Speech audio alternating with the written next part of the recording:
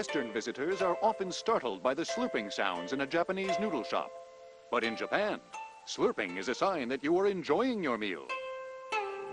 We go get some lunch. Seems everyone's eating noodles, I guess. This is how they eat it. Slurp it in there, suck it in.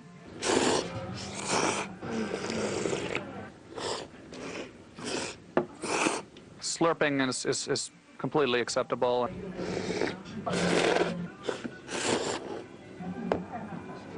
Here, you guys. You got mine?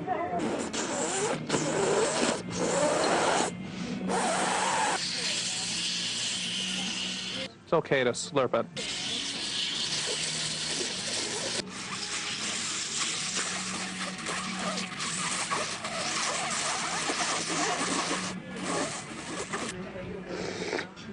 Nobody told me they're using cock lard.